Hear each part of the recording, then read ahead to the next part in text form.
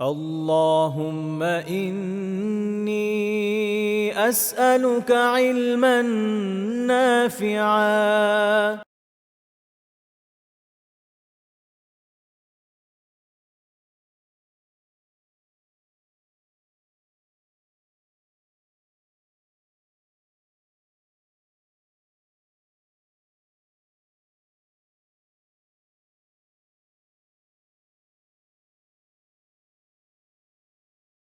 إن الحمد لله نحمده ونستعينه ونصلي على رسوله الكريم وعلى آله وصحبه أجمعين أما بعد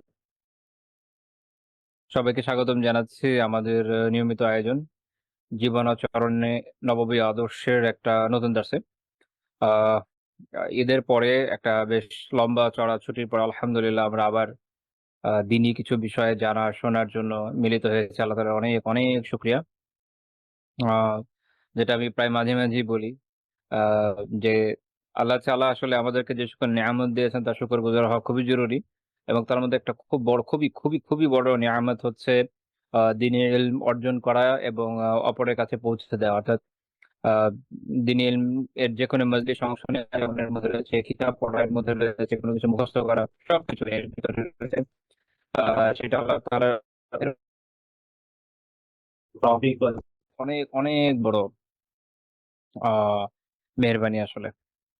মানে আল্লাহ তাআলা যদি আ এটা তৌফিক না দিতেন তাহলে এটা আমাদের পক্ষে কখনোই সম্ভব হতো না। তো আল্লাহ তাআলার মেহেরবানিতে আমরা এটা করতে পারছি আলহামদুলিল্লাহ। এটা আমাদের উপলব্ধি করতে হবে যে এত বড় একটা নেয়ামা যে আমরা পেয়েছি আলহামদুলিল্লাহ।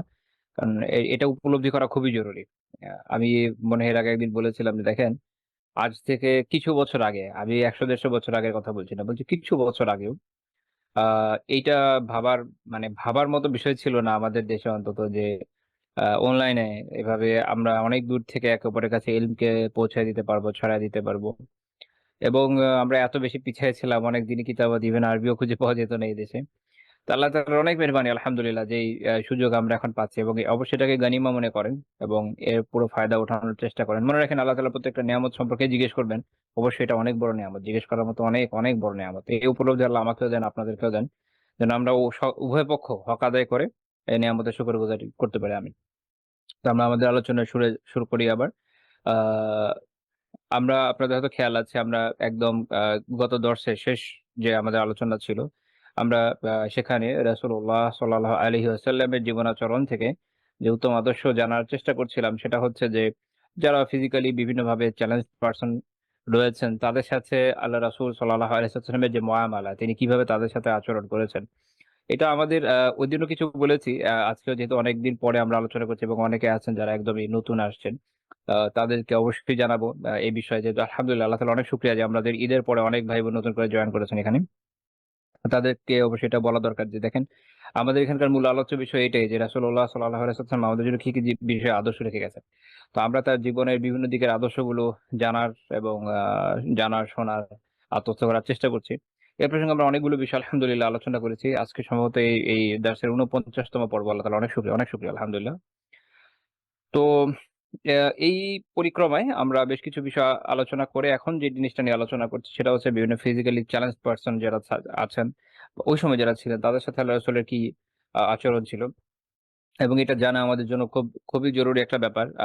বিশেষ করে আল্লাহু আ'লাম অন্যান্য জাতি সম্পর্কে জানি না। আমাদের দেশে, আমাদের পরিবেশে আমরা যেটা দেখি আমাদের পারিপার্শ্বিকতায় সেটা হচ্ছে এই যে মানুষের যখন কোনো ধরনের ডিসএবিলিটি থাকে, যেকোনো ধরনের ডিসএবিলিটি থাকতে পারে। হতে পারে সে অন্ধ, হতে পারে সে পঙ্গু, হতে পারে তার কোনো এক সাইড অবশ হয়ে গেছে, হতে পারে সে বোবা, হতে পারে সে কানা, হতে পারে সে তারপরে আম স্পেশাল চাইল্ড যারা হয়, এরকম যেকোনো কিছুই হতে পারে। আপনি দেখবেন যে এদের সাথে আমাদের সমাজের মানুষের ব্যবহার খুব বেশি সুবিধাজনক না। খুবই অসুবিধাজনক। সুবিধাজনক না তো নাই, খুবই অসুবিধাজনক এবং তাদের জন্য স্পেশাল খুব যে ফ্যাসিলিটি বিভিন্ন জায়গায় নির্মাণ করা গেছে এরকমও না। আ খুবই দুঃখজনক বিষয় এটা। আ পৃথিবীর কোনো দেশ যেখানে এতদূর এগিয়ে গিয়েছে যে যদি কেউ কোনো পঙ্গু লোক কোনো জায়গায় সফর করে, ট্রেনে কোথাও সফর করে, লাইক আমি জাপানের একটা ইয়ে দেখেছিলাম, ভিডিও দেখেছিলাম যে ওরা অনেক দূরের হয়তো কোনো স্টেশনে সেই লোক নামবে। ওখানে আগে থেকেই বলা আছে যে ওখানে এরকম একজন লোক নামবে। ওই ট্রেন থেকে তারা ঐরকম একটা ব্যবস্থা করে রাখে যেন সে এখান থেকে নামতে পারে। আমাদের দেশে তো সুবহানাল্লাহ উঠাই মুশকিল এই ধরনের লোক যারা। তাদের নামাতো অনেক দূরের বিষয়। এই দেশে আহ আহ, আহ, সুস্থ মানুষই আমরা রাস্তাঘাটে চলাচল করতে পারি না, যারা এরকম আহ, ব্যক্তিত্ব রয়েছেন তাদের জন্য যে কি পরিমাণ কঠিন সেটা তো বলাই বাহুল্য। আমরা দেখবো যে রাসূলুল্লাহ সাল্লাল্লাহু আলাইহি ওয়াসাল্লামের যে আদর্শ এটা আসলে এরকম না, এটা একদমই বিপরীত আদর্শ। আবার ইসলাম আমাদেরকে এই আদর্শ অনেক আগেই শিখিয়ে গিয়েছে যে এই ধরনের ব্যক্তিত্ব যারা আছেন তারা এরকম না ওই যে মনে করে মানুষ সমাজের বোঝা, জাতির বোঝা, এরকম না। আমি এর আগেও আপনাদেরকে বলেছি যে যেমন যাকাত বিষয়ে একটা আলোচনা আমি বলেছিলাম যে দেখেন অন্যান্যরা তাদের যে দান সাদাকার বিষয়গুলো আছে, অন্যান্য রিলিজিয়নে এটাকে তারা বা অন্যান্য সমাজ ব্যবস্থায় তারা এটাকে মনে করে যে সে এহসান করছে। আমাদের এখানে এটা এহসান না, এটা আমাদের দায়, এটা আমাদের ডিউটি। আল্লাহ তাআলা আমাদের সম্পদের মধ্যে যাদের সম্পদ নাই তাদের একটা হক রেখে দিয়েছেন। যেহেতু সম্পদের মালিক আমরা বেসিক্যালি আল্লাহ তাআলা, আমরা জাস্ট কেয়ারটেকার। তো আল্লাহ তাআলা যেখানে দিতে বলেছেন আমরা দেই, আমরা দায় মুক্ত হয়ে এর মাধ্যমে। যদি না দেই তো আল্লাহ তাআলার কাছে জবাবদিহিতা করতে হবে। আমাদের জীবন দর্শন একদমই ভিন্ন। একই রকম ভাবে আ আমরা ওই যে সব ইকুয়ালিটি এগুলাতে আসলে ওভাবে বিশ্বাস করি না। ইকুয়াল আপনি কেমনে করবেন? ধরেন একজন বেশি লম্বা, একজন বেশি খাটো, এদেরকে ইকুয়াল করা তো আসলে ওইভাবে স্কোপ নাই। যেটা আছে যে সেটা হচ্ছে যে ফ্যাসিলিটেট করা। যে তার আসলে যে সমস্যাটা আছে এটাকে কিভাবে সলভ করা যায় সেটা ট্রাই করা। আমরা হচ্ছে এই বিষয়ে বিশ্বাসী। ইসলামে হচ্ছে এই ধারণা আছে। আমাদের ওই ইকুয়াল ফিকুয়াল এর ইয়ে নাই। ওই বালাইটা নাই। যেটা আসলে সম্ভব না। পৃথিবীর সকল ধরনের মানুষ, সকল ধরনের জাতি এক না। প্রত্যেকের রুচি আলাদা, প্রত্যেকের সামর্থ্য আলাদা। ইসলাম যেটা বিশ্বাস করে সেটা হচ্ছে যে প্রত্যেককে তার যে হক এটাকে প্রদান করা। এটা হচ্ছে গুরুত্বপূর্ণ বিষয়। এটা হলো গুরুত্বপূর্ণ বিষয়। তো যেটা অন্যদের এভাবে চিন্তা নাই। তারা হক নিয়ে চিন্তা করে নাই। তারা ভাবছে ইকুয়াল করতে হবে। ইকুয়াল করতে গিয়ে আপনারা হয়তো খেয়াল করবেন যে নারীকে পুরুষের ইকুয়াল করার চেষ্টা করেছে। আ উম আ তার মানে কি? একজন নারীকে পুরুষ হইতে হবে লাইক মানে স্ট্যান্ডার্ডটা বুঝেন। স্ট্যান্ডার্ডটা হচ্ছে পুরুষ। এবং সে যেটা আছে সেটাকে তাকে পৌঁছাতে হবে। কেন? মানে পৌঁছানোর ক্ষেত্রেও তো আপনি আরেকজনকে দিয়ে তুলনা করছেন। তাইলে তো হবে না। তো এটা হলো পয়েন্ট যে এটার মধ্যে একটা আসলে আপনি বলতে পারেন যে শাব্দিক খেলা আছে। বরং একজন নারীর যেটা হক সেটা আদায় করার চেষ্টা করতে হবে। তো হকের তো তাদের ধারণা ওইভাবে নাই। রাইটস বলতে সেইসব রাইটসই তারা চিন্তা করছে যেসব রাইটস পুরুষ পায়। তো তাহলে আবার ওই জায়গায় আবার মানে গোল, গোল ঘুরছে আরকি। ইসলামে এই বিষয়টা নাই। এখানে পুরুষের যেমন কিছু হুকুক আছে, নারীর আছে, বাবার আছে, মায়ের আছে, সন্তানের আছে, রাইট? সন্তানের আছে। সন্তান অন্যান্য অনেক সমাজ ব্যবস্থার মধ্যে এরকম আমাদের চিন্তা নাই। লাইক সন্তান হচ্ছে বাপ-মার একদম পার্সোনাল অ্যাসেট সম্পদের মতো। যে এখন যেখানে মন চায় সেখানে ফেলে দিবে, যেভাবে মন চায় সেভাবে ব্যবহার করবে, এরকম না। সন্তানের হক আছে। আবার এরকমও না যে রাষ্ট্রীয় অ্যাসেট বাবা-মা একটু ভুল-টুল করলে রাষ্ট্র উঠায় সুন্দর করে নিয়ে চলে যাবে, এরকমও না। এখানে একটা ব্যালেন্স আছে। একই রকমভাবে যারা এই ধরনের মানুষ যাদের এই ধরনের বিভিন্ন ধরনের সমস্যা আছে, আ তাদেরও কিছু হুকুক আছে। তাদের সাথে কিভাবে ডিল করা দরকার, কিভাবে তাদেরকে উত্তমভাবে সমাজে রাখা যায়। তারা যেন এই সমাজে নিজেকে সমাজের অংশ মনে করে, নিজেকে এর থেকে বাইরে কিছু মনে না করে। এই বিষয়ে ইসলাম অত্যন্ত গুরুত্ব দিয়েছে। আমরা এই বিষয়ে কিছু আলোচনা শুরু করেছিলাম। আলহামদুলিল্লাহ আমরা পরের দিকগুলো দেখব। তো আমরা এর আগে ৫ টা পয়েন্ট আলোচনা করেছি। আজকে ৬ নম্বর পয়েন্ট যে রাসূলুল্লাহ সাল্লাল্লাহু আলাইহি ওয়াসাল্লাম এ ধরনের ব্যক্তিদেরকে অধিকতর কল্যাণের বিষয়ে পথ নির্দেশ করতেন। অর্থাৎ অধিক কল্যাণের পথটা তাদেরকে দেখিয়ে দিতেন। আমরা এই বিষয়ে দেখব ইনশাআল্লাহ তাআলা। আমরা একটা হাদিস এটা হয়তো অনেকে অনেকবার শুনে থাকবো। এটা একটু ভিন্ন আঙ্গিকে পড়ার চেষ্টা করব। ইমাম মুসলিম রাহিমাহুল্লাহ তার সহিহে ৬৫৩ নম্বর হাদিস উল্লেখ করেছেন। আবু হুরায়রা রাদিয়াল্লাহু তাআলা আনহু বর্ণনা করছেন যে একবার একজন অন্ধ ব্যক্তি রাসূলুল্লাহ সাল্লাল্লাহু আলাইহি ওয়াসাল্লাম ব্যক্তিকে সে বিষয়ে আ দুঃখিত স্পিকারটা আবার চেঞ্জ হয়ে গেছে এনিহাউ।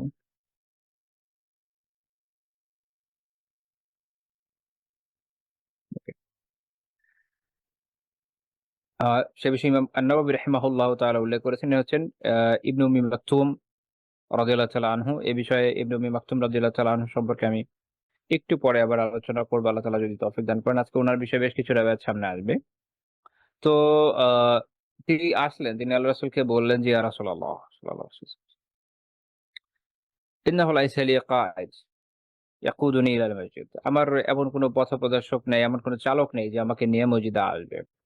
অন্ধ ব্যক্তিরা যখন কোথা থেকে কোথাও যায় তাদের জন্য যাওয়ার এই সময় কষ্টকর হয়ে যায়। তো এমন কেউ থাকলে যে হাত ধরে নিয়ে যেতে পারে তাদের জন্য সহজ হয়। যেমন অনেক সময় আপনারা দেখবেন যে এই ধরনের ব্যক্তিদেরকে আ তার কোন আত্মীয়স্বজন, স্ত্রী, ভাই এরকম কেউ হয়তো পথ দেখিয়ে নিয়ে যায়, ধরে নিয়ে যায়। তো উনি এটা বলছেন যে আমার এমন কেউ নাই যে নিয়ে আসবে। তো তিনি আল্লাহ রাসূলের কাছে রুখসাত চাইলেন যে তিনি বাড়িতে তার যে ফরজ সালাহ এটা বাড়িতে আদায় করতে চান। এখানে আমাদের ভাইদের দুঃখিত বোনদের অবশ্যই নয়। ভাইদেরকে বিশেষভাবে নাসিহা করতে চাই, এবং অবশ্যই এর রেওয়ায়েত থেকে আপনারা বুঝে গিয়েছেন ইতোমধ্যে যে ফরজ সালাত জামাতের সাথে আদায় করা কি পরিমাণ গুরুত্বপূর্ণ। এটা ওয়াজিব, এবং সেটা এতই গুরুত্বপূর্ণ যে ইবনে উম্মি মাকতুম রাদিয়াল্লাহু তাআলা আনহু, যিনি একজন অন্ধ সাহাবী ছিলেন, তিনি খাসভাবে আল্লাহ রাসূলের কাছে এসে রুখসাত বা ছাড় চাচ্ছেন যে তার এই অবস্থা যে তিনি যে বাসা থেকে আসবেন তাকে কেউ নিয়ে আসার মতো নাই।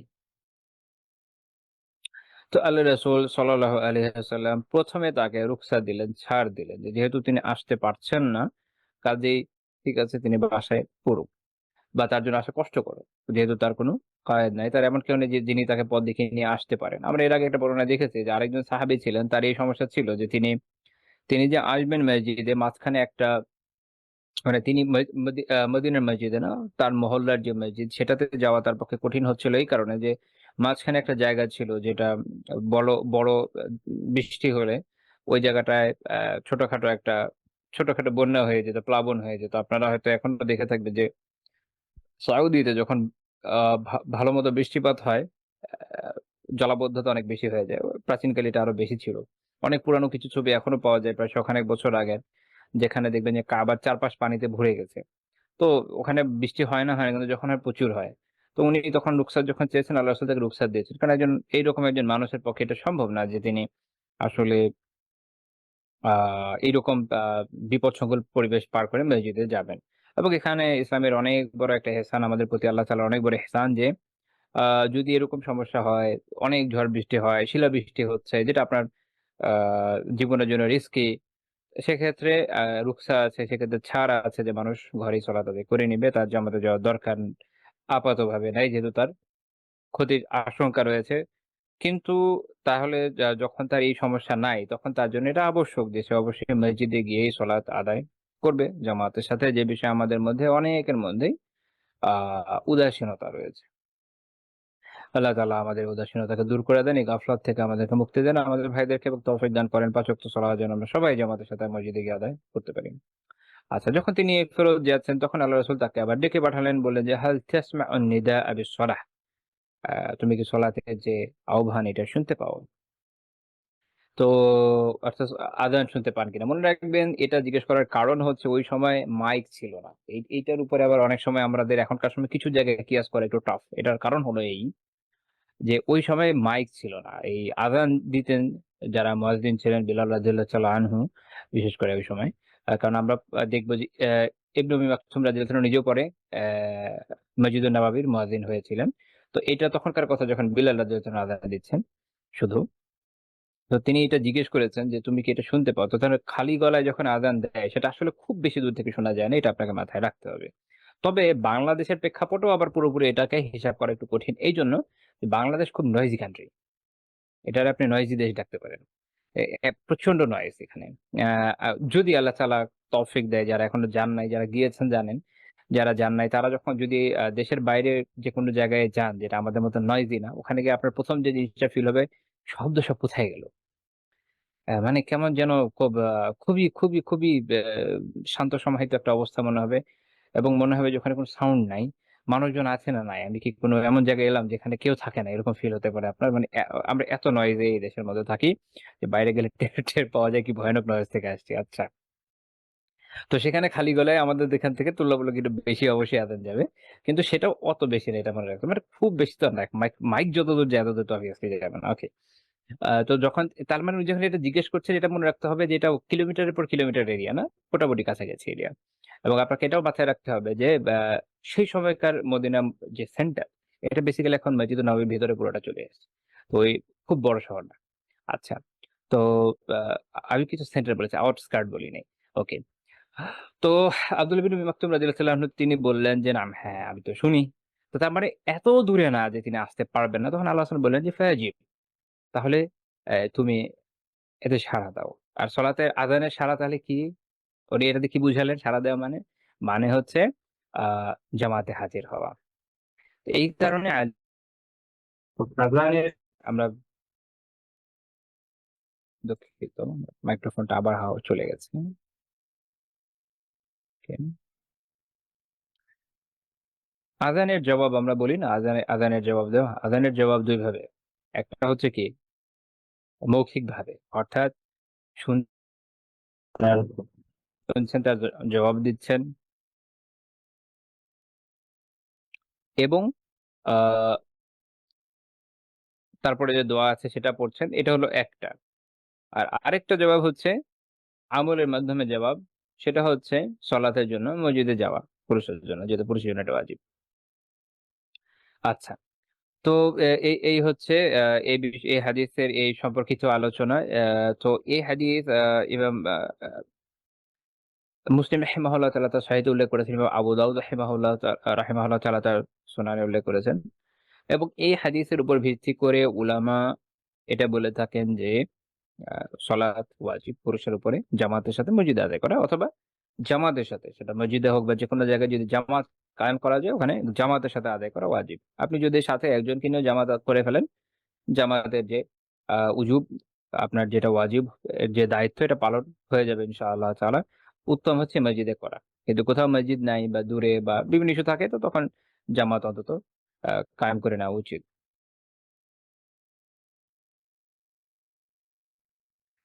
আহ, আর আরেকটা বিষয় হচ্ছে ইমাম নববী রাহিমাহুল্লাহ তাআলা সহিহ মুসলিমের ব্যাখ্যা এটার একটা গুরুত্বপূর্ণ আলোচনা করেছেন যে আল্লাহ রাসূল প্রথমে তো রুখসা দিলেন, ছাড় দিলেন, পরে কেন আবার ডেকে পাঠালেন? তিনি বলছেন যে হতে পারে ইয়াহতামিলু আন্নাহু বিওয়াহয়িন নাযালা ফিল হাল, ওই সময় হতে পারে যে ওনার মধ্যে একটা, ওর উপর কি হয়েছে ওই সময়, হয়তো ওহী নাজিল হয়েছে। অর্থাৎ এখানে একটা দলিল যে আল্লাহ রাসূল সাল্লাল্লাহু আলাইহি ওয়াসাল্লাম কখনো কখনো ইজতিহাদ করতেন, এবং যদি এমন হতো যে সেই ইজতিহাদের বিপরীতটা সঠিক হতো, আল্লাহ তাআলা ওয়াহী নাযিল করতেন। এবং এখানে একটা গুরুত্বপূর্ণ বিষয় হচ্ছে ওয়াহী সবসময় কোরআনের সুরতে আসে নাই। অর্থাৎ সবসময় আয়াত হিসেবে নাযিল হয়েছে এরকমও না। আপনারা বিভিন্ন রিওয়ায়াতে পাবেন যে ওয়াহী নাযিল হয়েছে কিন্তু এটা আয়াত না। অর্থাৎ এটার যে নির্দেশনা আল্লাহ রাসূলের উপর নাযিল হয়েছে আলাদাভাবে। এটা একটা বড় দলিল যে হাদিসকে ওয়াহী, অবভিয়াসলি ওয়াহী। আচ্ছা। তো আ এজন্য তিনি ১ম এ রুখসাত দিয়েছেন, এবং তারপরে যেটা ইবনে উম্মি মাকতুম রাদিয়াল্লাহু তাআলা আনহুকে জানিয়েছেন সেটা হচ্ছে যে কোনটা মানদুব, তার জন্য উত্তম কোনটা। এজন্য ইমাম নাওয়ী রাহিমাহুল্লাহ বলছেন যে সুম্মা নাদাবাহু ইলাল আফজাল, অর্থাৎ এরপর তাকে যেটা বেশি উত্তম সেদিকে উৎসাহ দিলেন। অর্থাৎ যেহেতু তার একটা ওজর আছে, তার একটা ওজর আছে যে তিনি আসলে অন্ধ, এবং তাকে আরেকজন যে পথ চালিত করবেন এটা আসলে ঐরকম তার কেউ ছিল না। কিন্তু তার পক্ষে সম্ভব হয়তো যে মসজিদে যাওয়া, এবং তার জন্য আপাত বিপদ সংকুল কোনো অবস্থান নাই। তো রুখসাত থাকার সত্ত্বেও ধরা হচ্ছে কি এখানে রুখসাত বা তার জন্য ছাড় আছে। আল্লাহ রাসূল অ্যাকচুয়ালি তাকে ছাড় দিয়েছেন। ১ম অংশটা হলো ছাড়ের। ২য় অংশটা হলো উৎসাহের, উজুবের না। মানে তাকে ওয়াজিব করে দেন নাই যে আসতেই হবে এরকম না। ২য় অংশটা হলো আফজাল, উত্তম বোঝানোর জন্য, যেভাবে মুহাদ্দিসিনরা বুঝেছেন। আ এজন্য ইমাম নববী রাহিমাহুল্লাহর ব্যাখ্যায় বলছেন এর মানে হচ্ছে যে আফজালু লাকা ওয়াল আহজামু লিআজরিকা আন তুজিবা ওয়া তাহযুরা ফাআজিব। এটার মানে হচ্ছে এখানে একটা উজ্জ অংশ হচ্ছে। উজ্জ অংশটা কি বাক্যে? সেটা হলো এই, কাজে তোমার জন্য উত্তম হলো এইটা, তোমার জন্য বেশি সওয়াবের বিষয় হলো এইটা যে তুমি আযানের জবাব দিবে এবং জামাতে হাজির হবে। অনেকে এটা থেকে মনে করেন যে মনে হয় ওনাকে ওয়াজিব করেছেন। ওনার জন্য ওয়াজিব করা হয়নি। ওনার জন্য রুখসাত ছিল যেহেতু উনি অন্ধ ছিলেন। এবং আরো কিছু বর্ণনায় জানা যায় যে এই জায়গায় একটা কুয়াও ছিল। মাঝখানে একটা কুয়াও পড়তো। ওকে। তো তাহলে আমরা এখান থেকে দেখলাম যে রাসূলুল্লাহ সাল্লাল্লাহু আলাইহি ওয়াসাল্লাম প্রথমত তাকে তার ছাড়ের বিষয়টা জানালেন। দ্বিতীয় বিষয় হচ্ছে এখানে যে তারপরও তার জন্য কোনটা উত্তম হবে সেই যে কল্যাণের পথ সেটা কিন্তু তাকে প্রদর্শন করছেন। এখান থেকে আমাদের শিক্ষার উপকরণ হচ্ছে এই যে আমরাও যেন সবসময় চেষ্টা করি যে যাকে আমার পক্ষে সম্ভব আরো কল্যাণকর কোনো কিছু পথ প্রদর্শন করা, আমরা যেন সেটা করার চেষ্টা করি। মনে রাখবেন যে আমাদের প্রত্যেকটা আমল তো আল্লাহ তাআলার সন্তুষ্টির জন্য, এবং আমরা চেষ্টা করব সবচেয়ে ভালোটা যেন আরেকজনের কাছে পৌঁছাতে পারি। এবং অবশ্যই নিজেও চেষ্টা করতে হবে আমলের জন্য। এর পাশাপাশি যতটুকু সম্ভব অন্যের কাছে যেন পৌঁছে দিতে পারি। যেমন এই ধরনের ব্যক্তিত্বরা যারা থাকেন অনেক সময় আমরা তাদের শুধু ছাড়ই দেখি। মনে রাখবেন অবশ্যই ছাড় যেখানে আছে এটা জানিয়ে দেওয়ার, এটাই মূল কাজ যে আমি তাকে ছাড়টা জানায় দেব। সেই সাথে কোন জায়গায় যদি এমন থাকে ছাড়ের পাশাপাশি আরো অধিক উত্তম আমল করার সুযোগ তার থাকে, এবং তার সক্ষমতা থাকে। সক্ষমতা থাকে। তখন তাকে এগুলো জানানো উচিত, তাকে সে উত্তম পরামর্শটা দেওয়াও উচিত। যেমন কথার কথা কেউ আ এসে বলল যে, "ভাই আমার এই সমস্যা, আমি তো এরকম অসুস্থ ভাই, তার এই সমস্যা, আমি হয়তো এজন্য জামাতে যেতে পারছি না।" তো সরই ছাড় আছে। দেখা গেল যে আসলেই তার এরকম সমস্যা, যদি এটার জন্য তার জন্য ছাড় হয়, তো তাকে আপনি বললেন যে, "হ্যাঁ, আপনার তো এই বিষয়ে ছাড় আছে। আমি যেরকম শুনেছি বলে আমাদের কাছে। ঠিক আছে, আপনি আ ইয়ে করেন। তারপর কোন আলিমের থেকে পরামর্শ নিয়ে নেন।" ওকে। তারপর ধরেন কথার কথা সেটা উনি এই কাজ করলেন। কিন্তু তখন আপনি কিন্তু তাকে উত্তম কিছু পরামর্শও দিতে পারেন। যেমন ভাই আপনি একটা কাজ করেন মসজিদের কাছাকাছি যদি শিফট করা সম্ভব হয় ভাড়া বাসায় থাকেন, কাছাকাছি চলে আসেন যেন আপনি খুব সহজে জামাত ধরতে পারেন। তো এরকম কিছু আ উপায় তো হতেই পারে। এভাবে যেভাবে সম্ভব হয় যদি আরেকজনকে আমরা কল্যাণের পথ প্রদর্শন করি তাহলে সেইটার মাধ্যমে সেই ব্যক্তি যে পরিমাণ সওয়াব অর্জন করবেন ইনশাআল্লাহ তাআলা আমরা তো তার একটা অংশ পাবো। এটা হলো গুরুত্বপূর্ণ একটা শিক্ষা। আচ্ছা। তারপরে আসেন ৭ নাম্বার পয়েন্ট। তিনি সাল্লাল্লাহু আলাইহি ওয়াসাল্লাম তাদের প্রয়োজনকে পূরণ করতেন। আমরা এখানে একটা বর্ণনা পাবো। এটা সহিহ মুসলিমের ২৩২৬ নাম্বার হাদিস। আনাস রাদিয়াল্লাহু আনহু বর্ণনা করছেন যে ইমরাআতান কানা ফি আকলিহা শাই। একজন নারী ছিলেন তার উনি বলছেন যে তার আ আক্কাল বা তার যে আ মেধা বা তার যে intellectuality এটার মধ্যে কিছু সমস্যা ছিল। অর্থাৎ সহজ কথায় আমরা বলি না অনেকে যে একটু কম বুদ্ধির মানুষ থাকে অনেক সময় যে আ পুরোপুরি বুদ্ধি প্রতিবন্ধী কিন্তু না। একটু কম বুদ্ধির। অনেকের আকারে কিছু সমস্যা থাকে। ভালো। ওই যুগে কি বুঝাতে চেয়েছেন? অনেক সময় এরকম হয় না কারো হয়তো জন্মের সময় মাথায় সামান্য আঘাত পেয়ে অনেক বাচ্চারা নরমাল ডেলিভারির সময় একটু আঘাত পেয়ে আল্লাহ হেফাজত করেন বাবুদেরকে। তো তখন তার কিছুটা মেধাগত ঘাটতি থাকে বা অন্যান্য বিভিন্ন উপাদানের অভাবে অনেক সময় মেধাগত ঘাটতি আসে। বিভিন্ন ধরনের ঘাটতি অনেক মানুষের মধ্যে থাকে। এজন্য দেখবেন যে কিছু মানুষ আছে তাদের এই ধরনের বিভিন্ন ঘাটতি থেকে থাকে।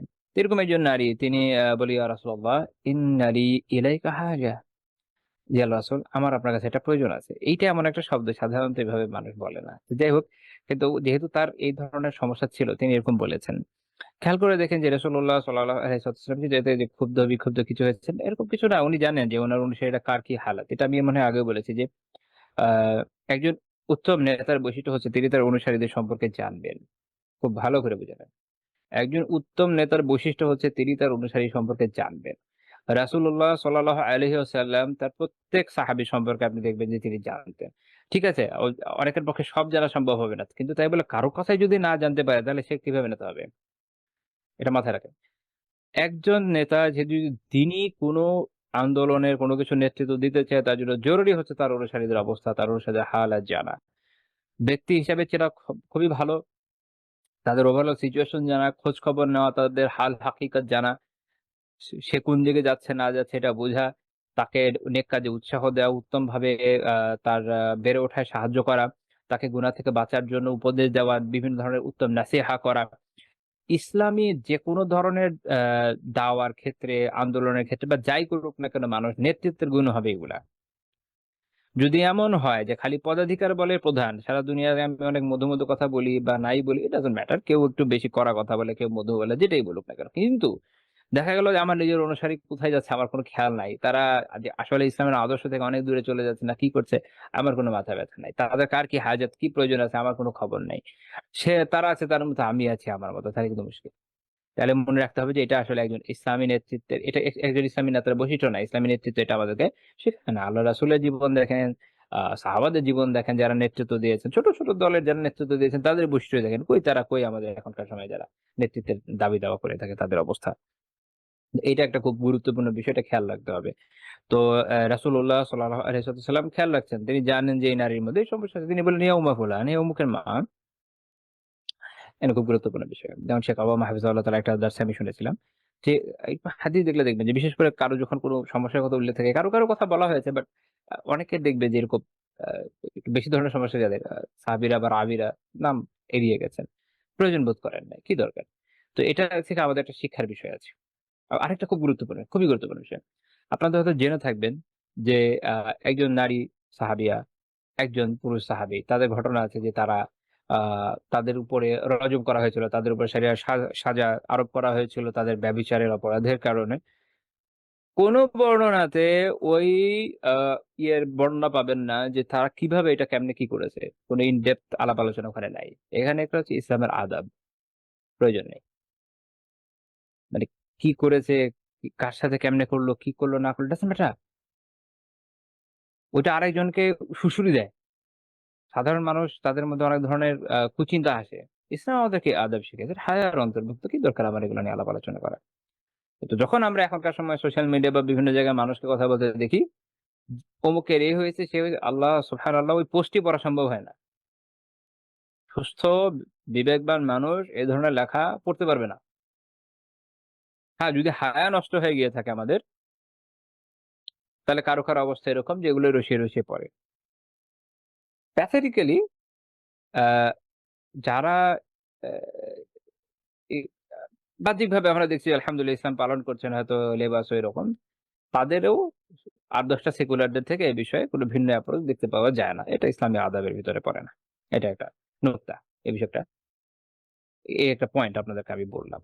তো যাই হোক তিনি বললেন, "হে অমুকের মা, উনজুরি আইয়া সিকহাকি শিইতি হাত্তা খাদিয়া লাকি হাজাতিক।"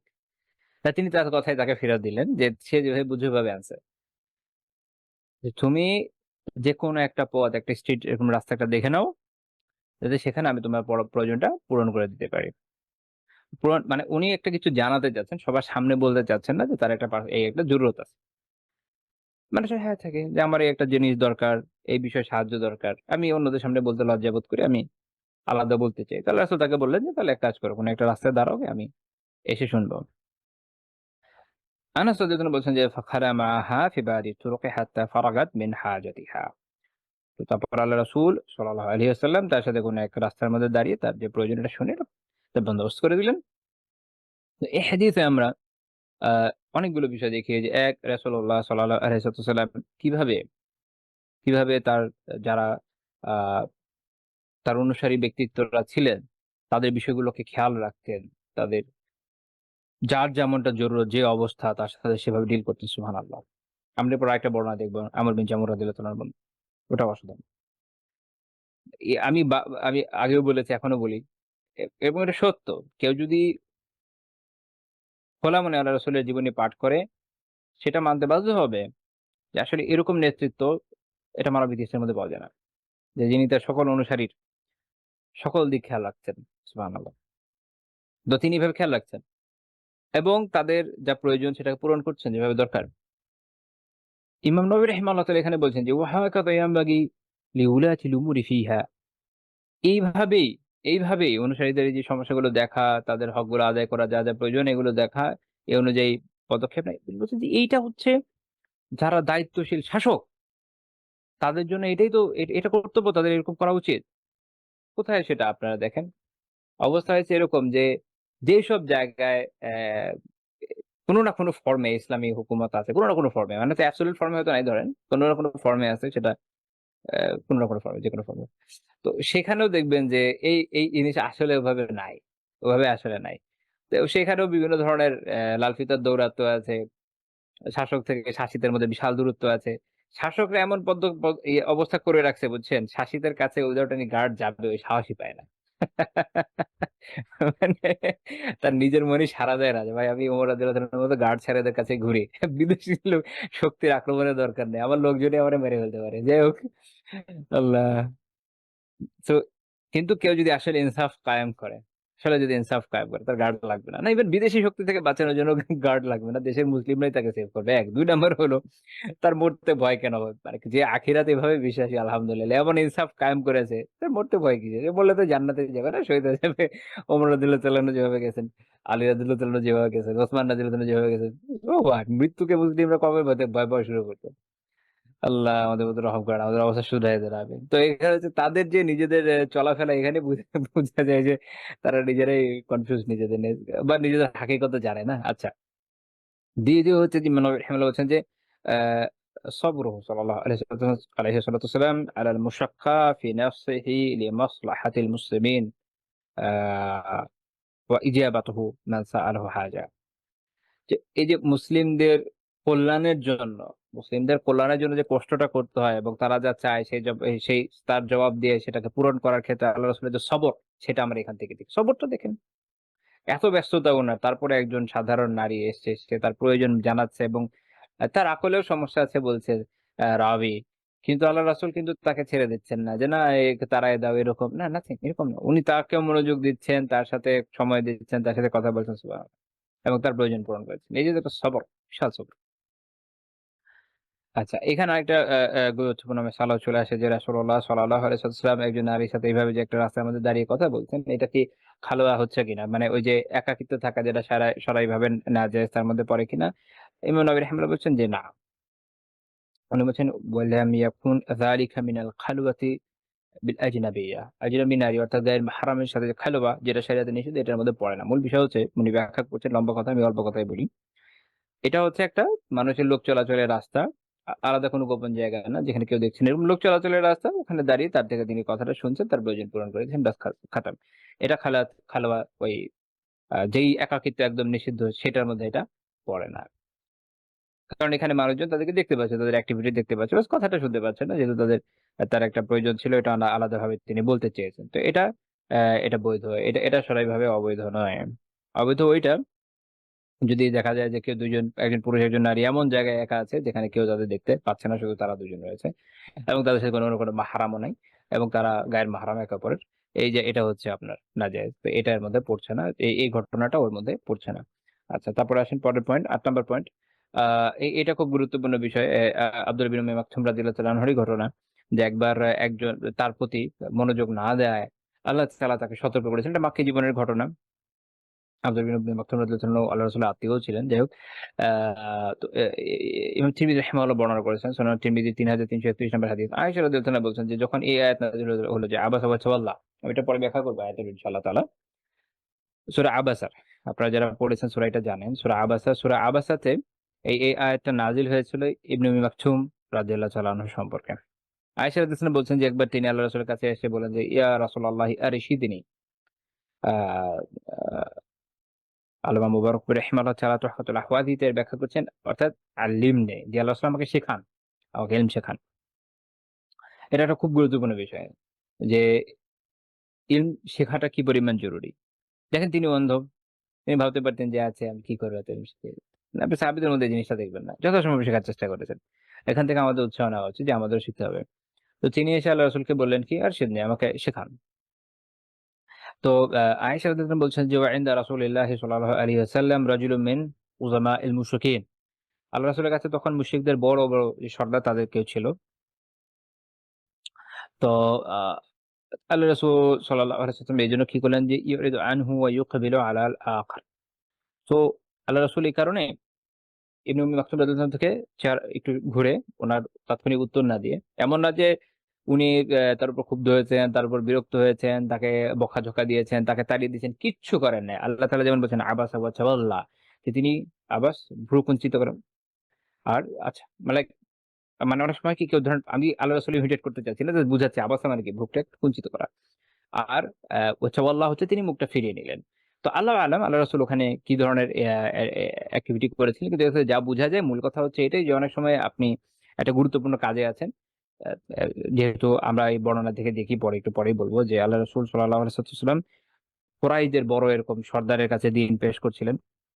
এবং এমন একটা সময় ছিল যে আল্লাহ রাসূল তাকে বলছেন যে আতরা বিমা আকুল বাহসা। আমি যা বলি, আমি যা বলি মানে কি?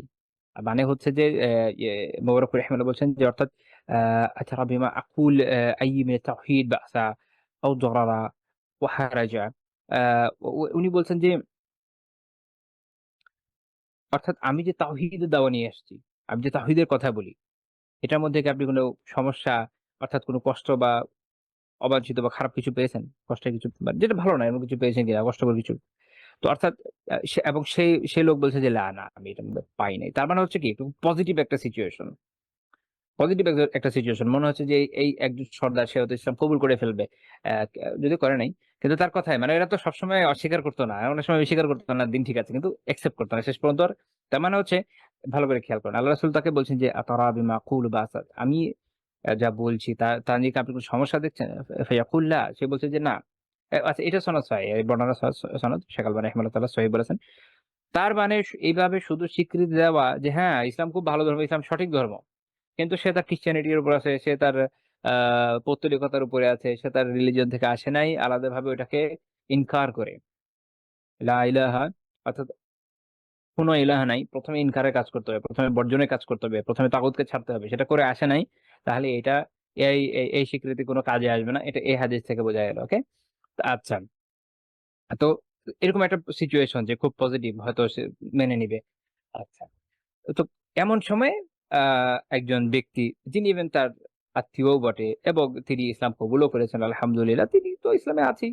তো এই সময়ে এসে খুবই বিজি একটা টাইম মনে করেন দাওয়ার ক্ষেত্রে। তেমন সময়ে এসে তিনি বললেন তাহলে আসলে এটা পছন্দ করলেন না হয়তো। যে মনে হলো আচ্ছা আমি তো তাকে পরেও বলতে পারবো। এখন ইবনে মাকতুম রাদিয়াল্লাহু আনহু বিষয় ছিল যেহেতু উনি অন্ধ ছিলেন, উনি জানতেন না আশেপাশে কে ছিল। উনি বুঝতে পারেন নাই। উনিও তো উনার মতো বলে ফেলেছেন। এখন আল্লাহ রাসূলও তো এটা বুঝেন। কিন্তু উনি কিন্তু এইজন্য ক্ষুব্ধ হয়েছেন, তাকে বকা দিয়েছেন, তাকে বের করে দিয়েছেন। এমন কিচ্ছু করেন নাই। তিনি জাস্ট একটু ভ্রুকুটি করেছেন আর জাস্ট ঘুরে গেছেন। কিন্তু আল্লাহ তাআলার এটা পছন্দ হয় নাই। আল্লাহ তাআলার এটা পছন্দ হয় নাই। আল্লাহ তাআলা সূরা নাযিল করে দিয়েছেন সূরা আবাসা ওয়াতাওয়াল্লা যে তিনি ভ্রুকুটি করলেন এবং মুখ ফিরিয়ে নিলেন। আন জাআহুল আ'মা কারণ তার কাছে অন্ধ লোকটি আগমন করেছে। আর এই সাহাবীর কথা আল্লাহ তাআলা কোরআনে উল্লেখ করলেন।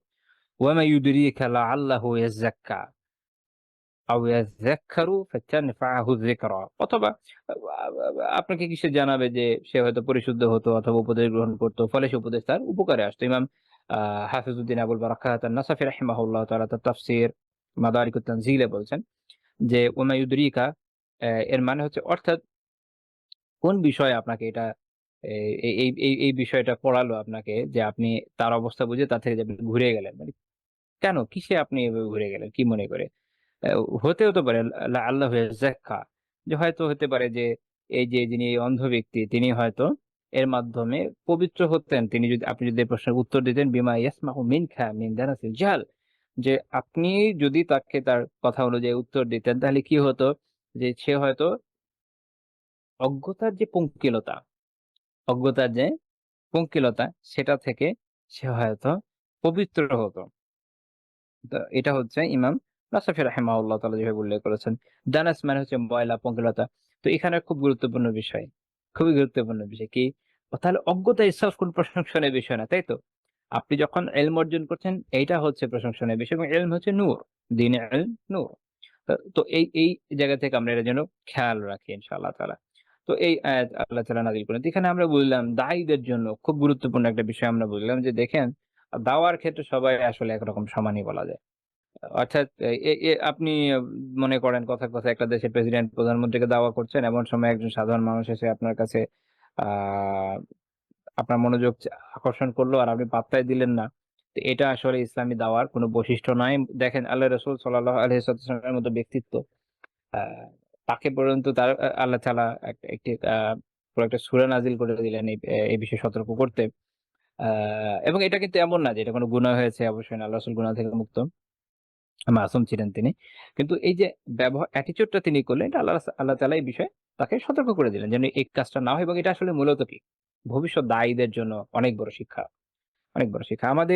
আমরা এমন একটা সময় পার করছি, আমি কি বলবো? আল্লাহ আমাকে শুধরাইয়া দেন, বাকিদেরও শুধরাইয়া দেন, আপনাদেরও শুধরাইয়া দেন, সবাইকে শুধরাইয়া দেন। আমি আ দুঃখের সাথেই বলি যেমন ধরেন ফর এক্সাম্পল একজন সাধারণ মানুষ তিনি যদি এখনকার সময়ে যারা প্রসিদ্ধ দায়, যেকোনো জায়গায় হয়তো একই ঘটনাই হয়ে থাকবে। আমি আমার দেশের সিচুয়েশন নিয়ে যদি বলি, যেকোনো প্রসিদ্ধ দায়ী, প্রসিদ্ধ আলিম আ তাকে যদি নক করেন, আ ফেসবুকে মেসেজ-টেসেজ দেন, প্রশ্ন-টশ্ন জানতে চান।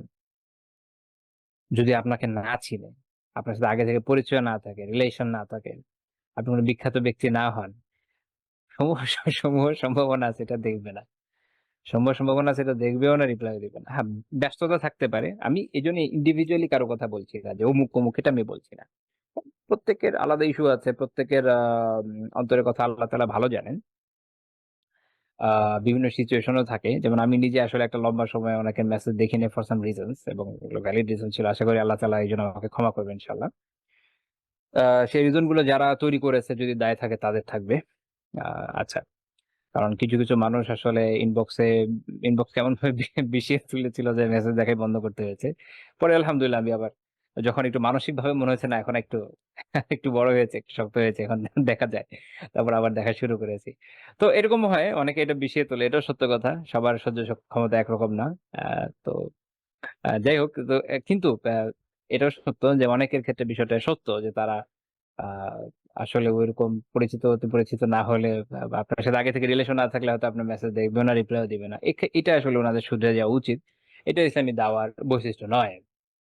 ইসলামী দাওয়া যদি আমি আসলে দায়ী ইলাল্লাহ হই, আল্লাহ তাআলার দিকে আহ্বানকারী হই এবং আমার যদি ইখলাস থাকে, আমি যদি শুধু আল্লাহ তাআলার সন্তুষ্টির জন্যই কাজ করি তাহলে আমার জন্য বাংলাদেশের প্রধান আপনারা যে কোনো আপনারা যে কোনো আহ, ভাই, আপনারাও আমার জন্য তাই।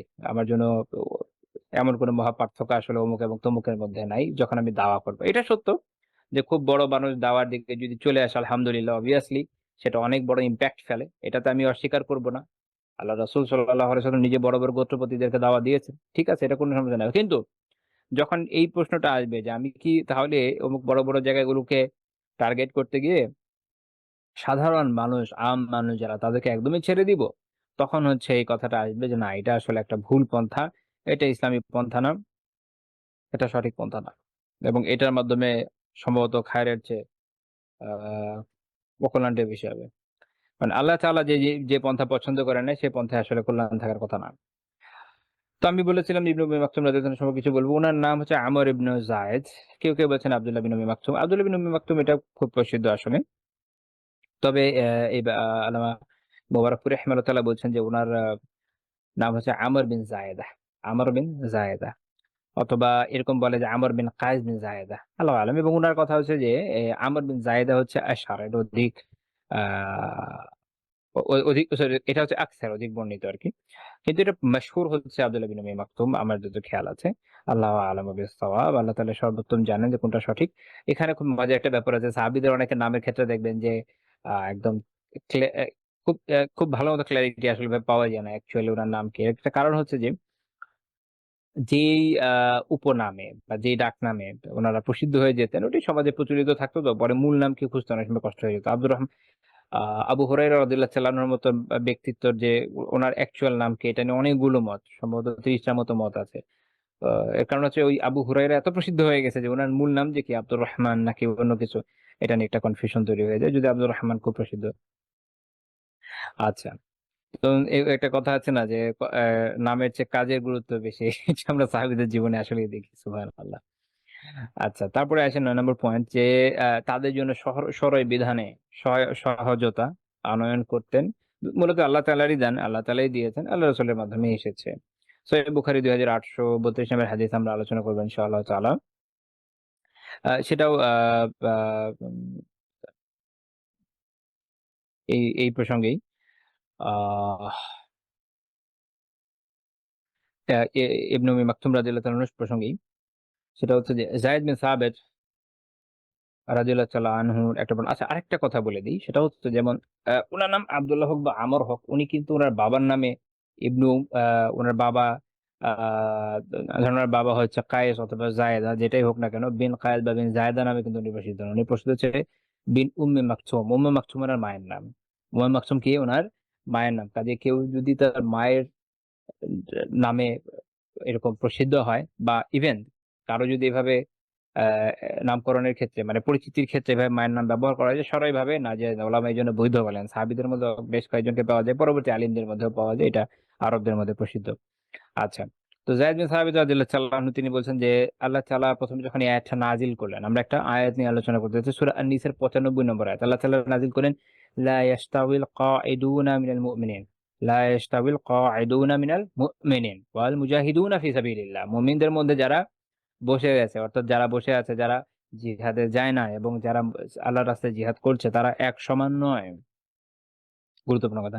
তো যখন ইবনে মাকতুম রাদিয়াল্লাহু তাআলা আনহু উনি আসলেন, তো উনি ওই বিষয়ে বললেন যে লাউ আস্তাতিউল জিহাদ লা জাহাদতু। তিনি বলছেন যে যদি আমার পক্ষে জিহাদ সম্ভব, আমি জিহাদ করতাম। আর উনি তো অন্ধ ব্যক্তি ছিলেন। তখন আল্লাহ তাআলা পরবর্তী অংশ নাযিল করলেন গায়রা উলি দরারি। তখন অর্থাৎ যারা ওজরগ্রস্ত নয়, তাহলে যারা ওজর আছে তাদের কথা আলাদা। এজন্য পুরো আয়াত হলো এরকম লা ইয়াস্তাবিল কাঈদুনা মিনাল মুমিনিন গায়রা উলি দরারি ওয়াল মুজাহিদুনা ফি সাবিলিল্লাহ বিআমওয়ালিহিম ওয়া আনফুসিহিম। যারা বসে থাকা মুমিন, যারা ওজরগ্রস্ত না, ওজরে তার মানে এখান থেকে বোঝা গেল যে ওজরগ্রস্ত হলে তাহলে সে এই কম্পারিজনের মধ্যে ঢুকবে না, ইনশাল্লাহ সে তার নিয়তে সওয়াব পাবে যদি দৃঢ় নিয়ত থাকে। যেমন আব্দুল বিন উম্মে মাকতুম রাদিয়াল্লাহু তাআলা ছিল। তো আল্লাহ তাআলা বলেছেন যারা বসে থাকা মুমিন, যারা ওজরগ্রস্ত নয়, যারা নিজেদের কি দিয়ে আল্লাহর রাস্তায় জিহাদ করে, বিআমওয়ালিহিম ওয়া আনফুসিহিম। এটা খুব গুরুত্বপূর্ণ একটা কায়দা। সেটা হচ্ছে যে আল্লাহ তাআলা বিভিন্ন জায়গায় একই কথাই বলছেন, বিআমওয়ালিহিম ওয়া আনফুসিহিম। আগে কি, আগে আগে জান না, আগে মাল, আগে সম্পদ, তার সম্পদ দিয়ে এবং তার জান দিয়ে। কারণ একজন মুজাহিদ ওই জামানায় যেটা ছিল আপনারা জানেন, ইসলামের প্রথম যুগে ইসলামের কোনো রেগুলার আর্মি ছিল না। রেগুলার আর্মি ওমর রাদিয়াল্লাহু তাআলার যুগে প্রথম রেজিস্টারের মাধ্যমে, মানে বড় দফতর বলতো, এটার মাধ্যমে রেগুলার আর্মি তৈরি করা শুরু হয়। এর আগে প্রথম যুগে আরবদের মধ্যে রেগুলার আর্মি কোনো প্রথা ছিল না। খুব ভালো খেয়াল রাখতে হবে। আল্লাহ তাআলা তৌফিক দিলে আমি কিছু বলে যাই ইনশাআল্লাহ, আল্লাহু আলাম পরে আর সুযোগ হয় কিনা। সেটা হচ্ছে আহ মাইক্রোফোন আবার চেঞ্জ হয়েছে, একটু ওয়েট করছি, আবার ওটা জায়গা বদলে চলে যাবেন অটোমেটিক্যালি, একটু ঘুরে মাঝে মাঝে, আল্লাহ আলাম কেন। আচ্ছা, সেটা হলো আহ ওই সময়কার মক্কার যে, মক্কা মদিনা এবং এই যে বিভিন্ন অঞ্চলে ওই যে রাষ্ট্র ব্যবস্থাটা ছিল, সিটি স্টেট গুলা, এইখানে প্রত্যেক সক্ষম পুরুষ তারা সোলজার হতো। প্রত্যেকেই এই তারা প্রত্যেকেই যুদ্ধের জন্য ট্রেন্ড হইতো। এটা তাদের জীবনে সাধারণ অনুষঙ্গ। এই জন্য সাহাবীদের এরকম বর্ণনা পাবেন না যে তারা বসে বসে যুদ্ধের জন্য ট্রেনিং নিচ্ছে। তখন অনেকের মনে হয় যে আরে আমাদের ট্রেনিং লাগবে না, এমনি চলে যাবে। এটা আসলে সম্ভব না। ওই সময়কার যে তলোয়ার ছিল অনেক কেজি ওজনের ছিল, আপনারা দেখবেন এটা এখন উঠাইতেও আমাদের মতো মানুষের জন্য মানে আমরা হয়তো অক্ষম হয়ে যাবো, এরকম ভারী। তো তারা অনায়াসে এগুলো উঠিয়েছে, যুদ্ধ করেছে। কারণ হচ্ছে যে তারা ওইটা সবসময় ট্রেনিং এর উপরে থাকতো। এই ধরনের স্টেট গুলোতে সিস্টেম ছিল এই যে এখানে প্রত্যেকে ট্রেন থাকতো, এরকম না যে কেউ আনট্রেন্ড, এরকম না। যখনই কেউ বালেগ হতো তার মধ্যে তার ট্রেনিং হয়ে যেত। এই জন্য যে কোনো কোনো বর্ণনা পাবেন আব্দুল্লাহ বিন ওমর রাদিয়াল্লাহু তাআলা আনহু যখন ওহদে আমি একটু ভুলে গেছি, মধ্যে বদরে উনি প্রথমে যেতে পারেনি, পরে ওহদে গিয়েছেন। ওহদে হয়তো পারেনি, আমি এটা ভুলে গেছি যে কোনটায় উনি পারেননি। কিন্তু ওখানে আরো কয়েকজন সাহাবী ছিলেন যারা অল্প বয়স্ক ছিলেন। কেউ একজন তীরন্দাজিতে খুব ভালো দেখিয়ে ওখানে চান্স পেয়েছেন, একজন মল্লযুদ্ধে খুব ভালো দেখে চান্স পেয়েছেন। তো এটা তাদের জীবন অনুষঙ্গ ছিল, তাই এটা এমনিতেই প্র্যাকটিস করতো অল্প বয়স থেকে। তো এই কারণে ওই যে বনু কুরাইজাতে যখন ইহুদিদেরকে হত্যা করা হয়েছে প্রত্যেক সক্ষম পুরুষকে, কারণ হচ্ছে এটা যে অ্যাকচুয়ালি এটা সবাই মিলিটারি। কারণ ওখানে আলাদা বাহিনী তৈরি করার রেওয়াজ ছিল না। যেমন আজকের দিনে এরকম দু একটা রাষ্ট্র এখনো আছে, যেমন যেমন যেমন ইসরায়েল। Israel military state. এখানকার প্রত্যেক নাগরিক সেনাবাহিনীতে বাধ্যতামূলক সার্ভিস দেয় জীবনে একটা সময়। তারপরে কেউ কেউ রয়ে যায়, আর কেউ কেউ হচ্ছে এরপরে রিজার্ভ হিসেবে বের হয়ে আসে। নির্দিষ্ট একটা সময় আছে, এত বয়স থেকে এত বয়স, এরপর থেকে তারা বের হয়ে আসে। এরপরে তারা অন্যান্য কাজ করে, কিন্তু যখন দেশের প্রয়োজন হবে এসে আবার জয়েন করবে। যেমন এই যে এখন এরা ফিলিস্তিনিদের হত্যা করছে গণহারে, এখন দেখবেন যে বিভিন্ন জায়গা থেকে তাদের রিজার্ভ এসে জয়েন করেছে, ইউএস থেকে বিভিন্ন জায়গায় এরা চলে গেছিল। ওরা আবার তুর্কিতে ছিল 10,000-এর মতো, ওখানে সময় কাটাচ্ছে, বিভিন্ন জব টব করছে। ওরা ওখান থেকে ব্যাক করে এসে আবার এখানে জয়েন করেছে। তো এরকম। তো তো এই ধরনের কান্ট্রি যারা হয়, এখানে আসলে সিভিলিয়ান হয় কারা? এখানে সিভিলিয়ান হয় শুধু শিশুরা। কারণ এখানে পুরুষ এবং নারী উভয় মিলিটারিতে সার্ভিস দেয় আধুনিক সময়ে। যারা এই ধরনের দেশ দু একটা আছে দুনিয়াতে, খুব বেশি নেই, দু একটাই আছে। ওকে, তার মধ্যে এটা একটা। তো এখানে আসলে ওই সিভিলিয়ান বলে কিছু নাই, সিভিলিয়ান শুধু বাচ্চারা, ওখানে শুধু বাচ্চারাই সিভিলিয়ান, বাকি সবাই মিলিটারির ভিতরে পড়ে কোনো না কোনো ফর্মে। ওকে। তো এটা আমি এই প্রসঙ্গে বললাম যে তার মানে ওনারা সবাই তো আলহামদুলিল্লাহ ট্রেন। এখন কিন্তু তারা যখন যাবে, যেহেতু ওই সময় ফোর্স এভাবে গ্যাদার করার সিস্টেম ছিল না, ইয়ে করার মানে কন্টিনিউয়াসলি একটা বাহিনী রাখার সিস্টেম ছিল না, তো মুজাহিদিনরা বের হতো কি তার নিজের কাছে যা যা জিনিসপত্র আছে সব নিয়ে। তার ঘোড়া, তার উট, তার অস্ত্র, এভরিথিং। এখন যার কাছে ছিল না, কেউ কেউ এত গরিব হতো যে তার কাছে ছিল না, তখন এইটা হয়তো ধনীরা দিত। যেমন মক্কার কুরাইশরা যখন বদরের যুদ্ধে আসলো, তখন এরকম কয়েকজন ছিল যাদের তারাই দিয়েছিল। এমনকি কারো কারো এরকম ছিল যে সে ওই যুদ্ধে মুসলিমদের বিরুদ্ধে আসার বিপরীতে তার যে ঋণ, সেটার দায়িত্ব কোনো কোনো কুরাইশ সর্দার নিয়ে নিয়েছিল। তো মুসলিমদের ক্ষেত্রে যেটা হয়েছে যে রাসূলুল্লাহ সাল্লাল্লাহু আলাইহি ওয়াসাল্লাম এটার ব্যবস্থা করেছেন, এবং তাবুকের যুদ্ধে আপনারা জানেন ওসমান রাদিয়াল্লাহু আনহু প্রচুর দান করেছেন। তো মূল কথা হচ্ছে যে প্রথমে এই জন্য আগে বেগে মাল। কারণ আর্মি তো রেইজ করতে হয়, আর্মি তো মানে টুপ করে টপকে পড়ে না। এখন ওই সময়কার সিস্টেমে প্রত্যেকেই ছিল, ডাক দিলে পাওয়া যেত। এখনকার সিস্টেম যেটা, এখন তো সিস্টেম একদমই ডিফারেন্ট, আমরা একদমই ওয়ার আনট্রেন্ড। আমেরিকান মানুষের কাছে ছোটবেলা থেকে অস্ত্র থাকে, কিছু না কিছু শেখে। আমাদের এখানে সন্ত্রাসী ছাড়া কারো কাছে অস্ত্র নেই। তো আমাদের এখানে কি করতে হবে, মানুষকে যদি কখনো জিহাদের জন্য উদ্বুদ্ধ করতে হয়, অবশ্যই তাদের ট্রেনিং দরকার, অনেক কিছু দরকার। একটা ফোর্স রেজ করার চারটিখানি বিষয় না, লং টার্ম ট্রেনিং লাগে। লং কোর্স করতে হয়, শর্ট কোর্স আছে, দেন তাদের অ্যামুনেশনস আছে, শত শত কোটি টাকার ইস্যু। তো এই জন্য প্রথমে বিয়ামওয়াল, প্রথমে কোরআন এমন ভাবে বলেছে, এটা যুগ যুগ ধরে এটাই বাস্তব থাকবে। প্রথমে হচ্ছে সম্পদ দিয়ে, এটা আগে লাগবে। এটা না হলে শুধু নফস নিয়ে কিছু করতে পারবে না, খালি দিকে দাঁড়ায় থাকবে। তো তো আর্মস লাগবে। আচ্ছা, তারপরে আনফুসিহিম, এবং তাদের সম্পদের মাধ্যমে। তো এটা যে করছে সে, এবং যে বসে আছে যে যায় না ওজোর ছাড়া, যারা কখনোই একসময় হবে না, একসময় হবে না। আল্লাহ তাআলা বলেছেন ফাদ্দালাল্লাহুল মুজাহিদিনা বিআমওয়ালিহিম ওয়া আনফুসিহিম আলাল কাঈদিনা দারাজাহ। আল্লাহ তাআলা যারা নিজেদের জান এবং যেসব মুজাহিদ বিআমওয়ালিহিম ওয়া আনফুসিহিম, যে নিজের মাল এবং জান দ্বারা। আমি দেখেছি কেউ কেউ অনুবাদ করতে গিয়ে জানমাল লিখেছে না, জানমাল না, এটা হয়তো মুখের মধ্যে এসে বলে দিয়েছে, কিন্তু আল্লাহ তাআলা এভাবে বলেন নাই। কোরআনে বলেছেন বিআমওয়ালিহিম ওয়া আনফুসিহিম, আগে সম্পদ তারপরে জানের কথা বলছেন। যারা তাদের সম্পদ এবং জান দ্বারা জিহাদ করছে, যেসব মুজাহিদিন, তাদেরকে আল্লাহ তাআলা যারা বসে আছে তাদের উপরে মর্যাদা দিয়েছেন। মনে রাখতে হবে এখন যে আলোচনা হচ্ছে এটা হচ্ছে কি নফলের ক্ষেত্রে, ফরজ জিহাদে কিছু কোনো ওজোর থাকে না।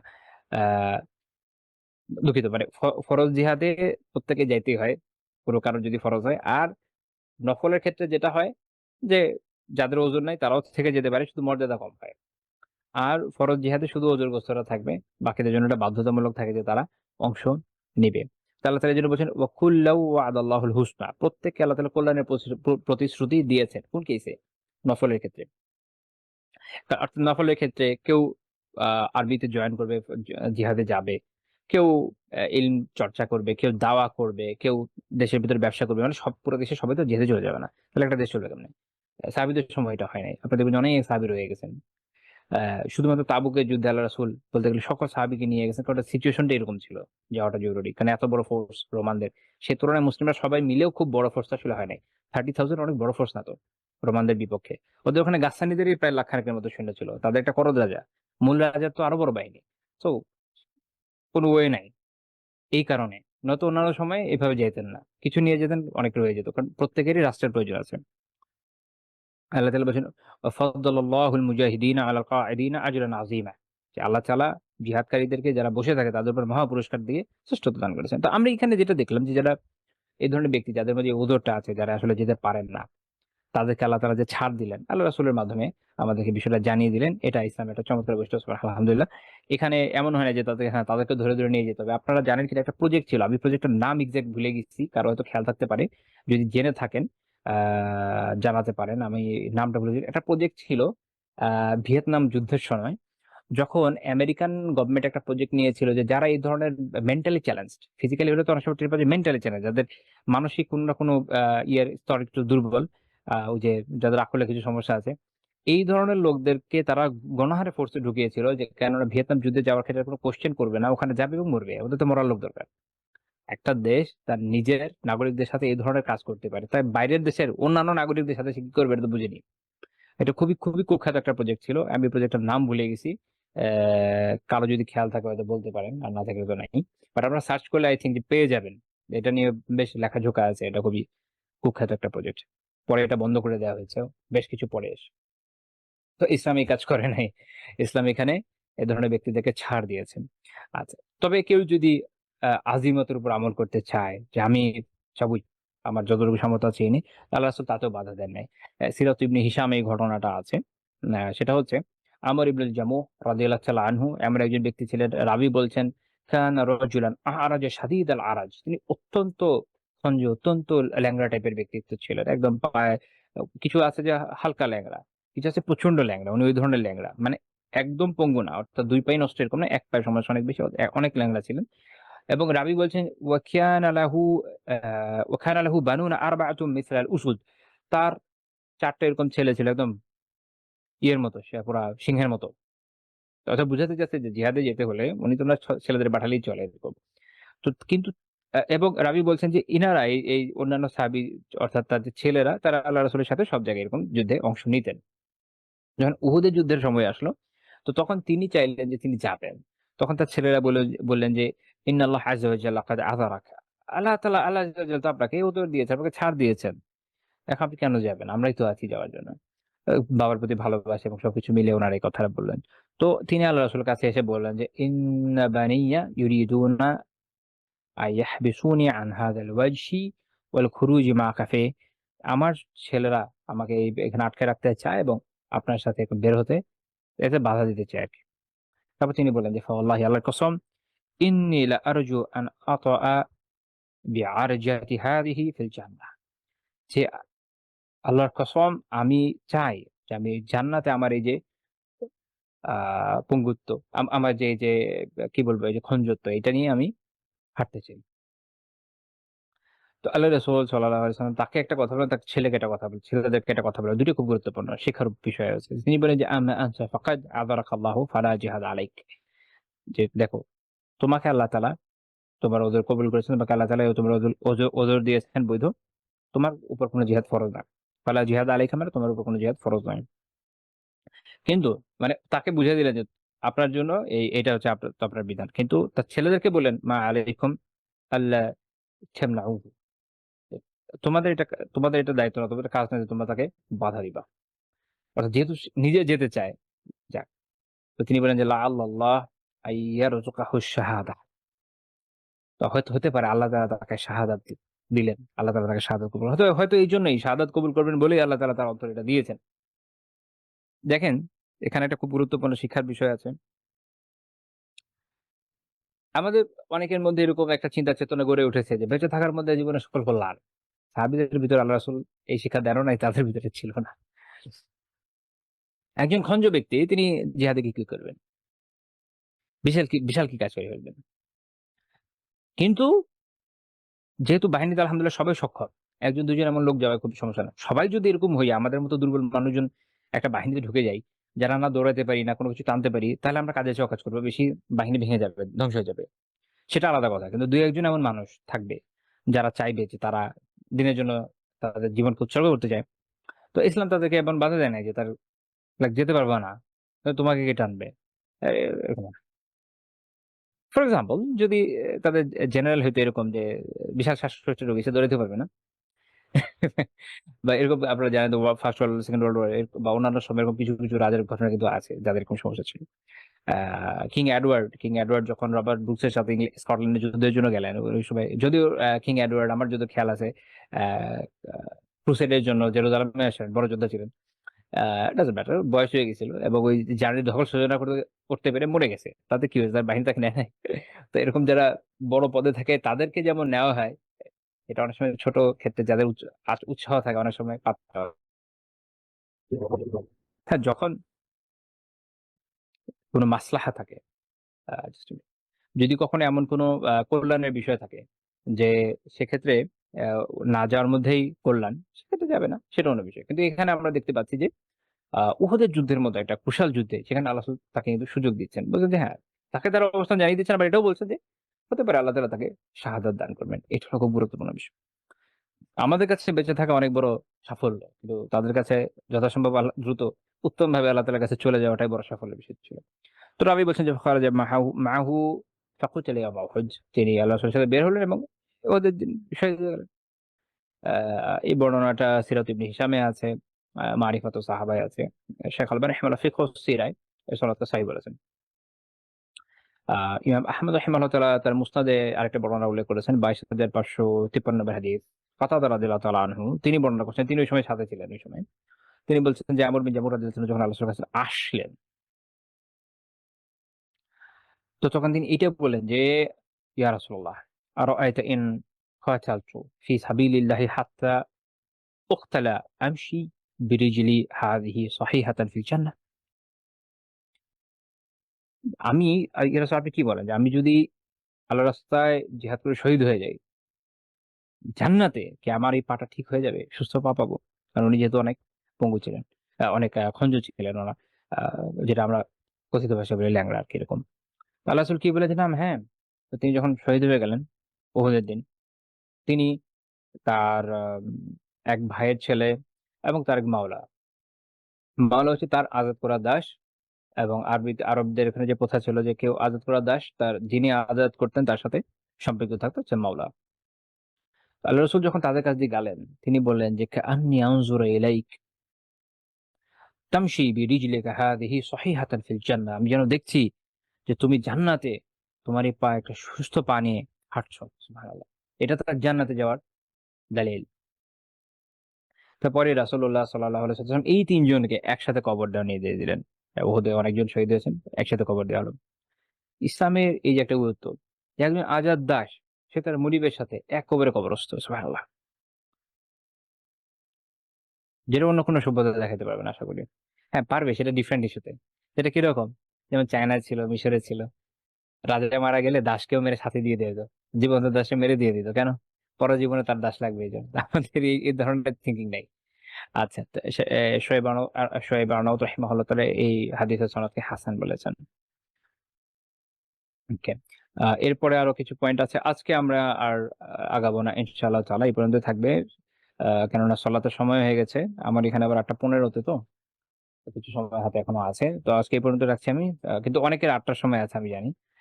তো দুঃখিত, সেই হিসেবে আমার একটু আগে ছেলে ভালো হতো। আচ্ছা, সুবহানাকাল্লাহুম্মা বিহামদিকা লা ইলাহা ইল্লা আনতা আস্তাগফিরুকা ওয়া আতুবু ইলাইক।